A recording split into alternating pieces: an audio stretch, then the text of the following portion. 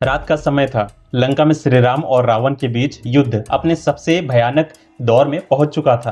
वानर सेना चारों ओर से श्री राम की रक्षा कर रही थी और स्वयं हनुमान जी भी पूरी सावधानी से राम और लक्ष्मण के पास मौजूद थे।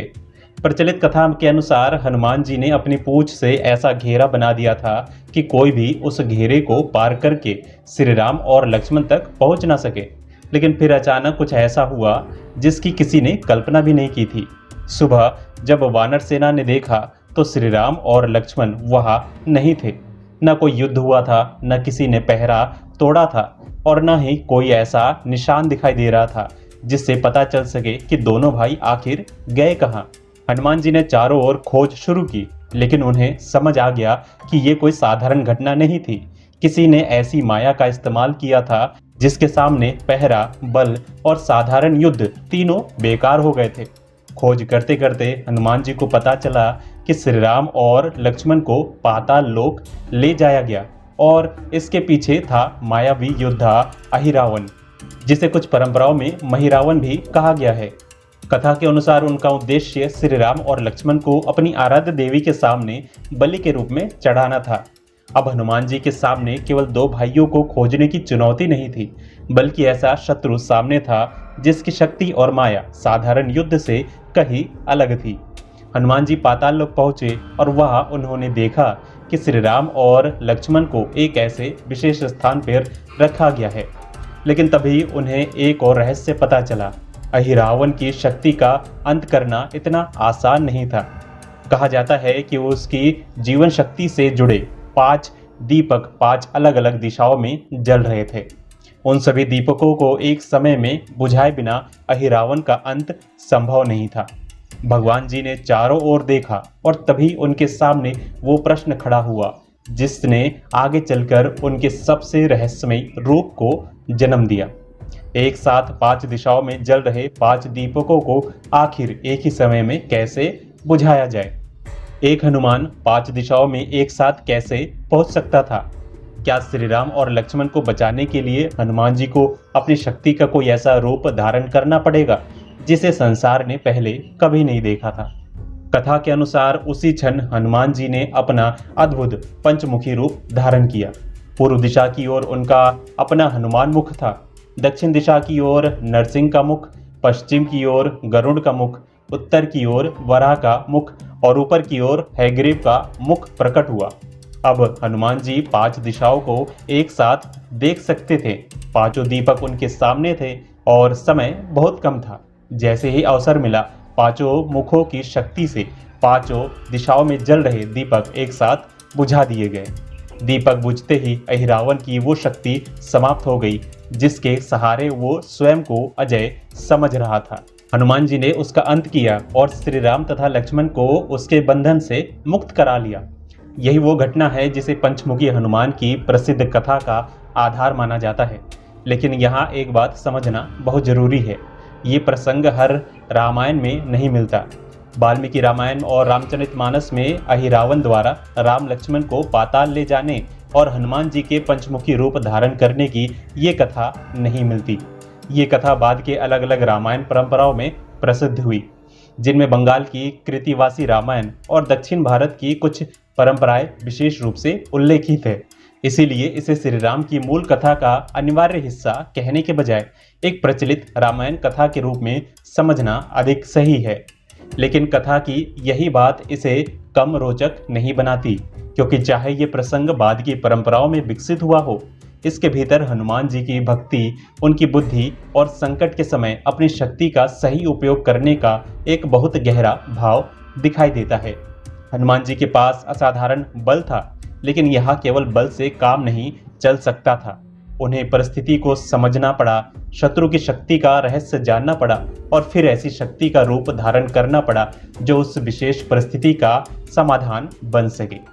यही कारण है कि पंचमुखी हनुमान की कथा केवल 5 चेहरे वाली एक अद्भुत आकृति की कहानी नहीं रह जाती, बल्कि संकट के सामने सही बुद्धि और सही शक्ति के इस्तेमाल की कथा बन जाती है।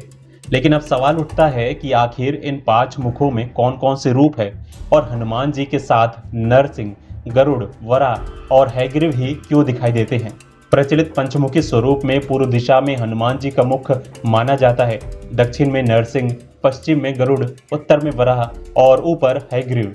इन रूपों को केवल अलग अलग चेहरे समझना इस स्वरूप को बहुत छोटा कर देता है। हनुमान मुख उनकी भक्ति, शक्ति और निर्भयता का प्रतीक माना जाता है। नरसिंह का रूप भगवान विष्णु के उस अवतार की याद दिलाता है जिसने अधर्म और अत्याचार का अंत किया था। गरुड़ का संबंध भगवान विष्णु से है और भारतीय धार्मिक परंपरा में उन्हें नागों और विष से रक्षा करने वाली शक्ति से भी जोड़ा जाता है। वराह भगवान विष्णु का वो रूप है जिन्होंने पृथ्वी को संकट से बाहर निकाला था, इसलिए उनके साथ धरती और रक्षा का भाव जुड़ा हुआ है। वही हयग्रीव का संबंध ज्ञान और विद्या से जोड़ा जाता है। अलग अलग धार्मिक परंपराओं में इन 5 मुखों के अर्थ और उनसे जुड़े फल की व्याख्या थोड़ी अलग मिलती है, इसलिए हर सूची को अंतिम शास्त्रीय नियम मानना उचित नहीं होगा। लेकिन एक बात बहुत सुंदर है, इन 5 रूपों को एक साथ देखें तो हमें केवल बल नहीं दिखाई देता, हमें रक्षा, साहस, ज्ञान, संकट से मुक्ति और धर्म की रक्षा जैसे अलग अलग भाव दिखाई देते हैं। यही पंचमुखी हनुमान की छवि को इतना विशेष बनाता है। एक ओर वे राम के सबसे बड़े भक्त है, दूसरी ओर आवश्यकता पड़ने पर वही भक्त ऐसी शक्ति का रूप धारण करता है जिसकी कल्पना सामान्य मनुष्य के लिए असंभव है। और शायद इसी वजह से पंचमुखी हनुमान की मूर्ति के सामने खड़े होकर भक्त केवल हनुमान जी की शक्ति को याद नहीं करता, बल्कि ये भी याद करता है कि भगवान की भक्ति केवल हाथ जोड़ने का नाम नहीं है। जब धर्म और सत्य की रक्षा का समय आए तब साहस, बुद्धि और सही निर्णय भी उसी भक्ति का हिस्सा है। लेकिन इस कथा का सबसे गहरा सवाल अभी भी बचा हुआ है, क्या पंचमुखी हनुमान वास्तव में 5 अलग अलग देवताओं का एक शरीर है, या यह हनुमान जी के उस विशेष शक्ति का प्रतीक है जो अलग अलग रूपों में प्रकट होती है। धार्मिक परंपराओं में इसे दिव्य रूप माना गया है, लेकिन इसके पीछे का संदेश समझने पर कथा और भी सुंदर हो जाती है। एक ही हनुमान लेकिन 5 दिशाओं में दृष्टि। इसका अर्थ ये भी समझा जा सकता है कि संकट कितना भी बड़ा हो, केवल सामने दिखाई देने वाली समस्या को देखकर निर्णय नहीं लेना चाहिए। चारों ओर देखना चाहिए, छिपे हुए खतरे को पहचानना चाहिए और परिस्थिति के अनुसार अपनी शक्ति का इस्तेमाल करना चाहिए।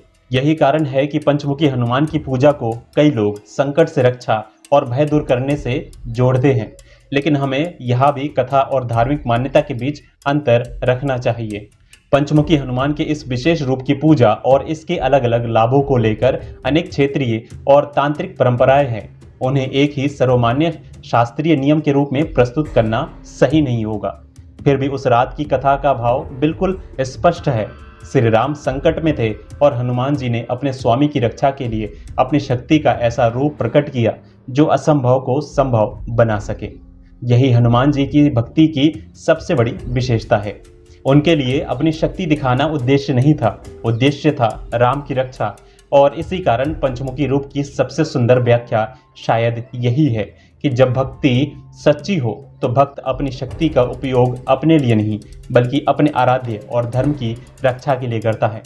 आज जब हम पंचमुखी हनुमान की मूर्ति देखते हैं तो 5 चेहरे देखकर आश्चर्य जरूर होता है, लेकिन उस दृश्य के पीछे छिपी कथा इससे कहीं अधिक गहरी है। एक ऐसा संकट जहां श्री राम और लक्ष्मण स्वयं माया के कारण पाताल में पहुंच गए, एक ऐसा शत्रु जिसकी शक्ति का रहस्य 5 दिशाओं में छिपा था, और एक ऐसा भक्त जिसने उसी रहस्य को समझकर 5 मुखों का रूप धारण कर लिया। यही कारण है कि पंचमुखी हनुमान का स्वरूप आज भी लोगों के मन में एक अलग ही शक्ति और रहस्य पैदा करता है। क्या ये कथा इतिहास की घटना है? इसे प्रमाणित करने के लिए हमारे पास ऐसा पुरातात्विक प्रमाण नहीं है, लेकिन धार्मिक कथा के रूप में ये सदियों से अलग अलग रामायण परंपराओं में सुनाई जाती रही है। और शायद इस कथा की सबसे बड़ी सीख यही है, संकट के समय केवल ताकत काफ़ी नहीं होती, उसके साथ बुद्धि, साहस, धैर्य और सही समय पर सही निर्णय लेने की क्षमता भी चाहिए। और जब ये सब एक साथ आ जाए तो वही हनुमान जी का पंचमुखी रूप बन जाता है। एक ऐसा रूप जिसमें भक्त की शक्ति भी है, रक्षक का साहस भी है और श्री राम के प्रति अटूट भक्ति भी है। तो प्रेम से बोलिए राधे राधे। जय श्री कृष्ण, जय श्री कृष्ण, जय श्री राम।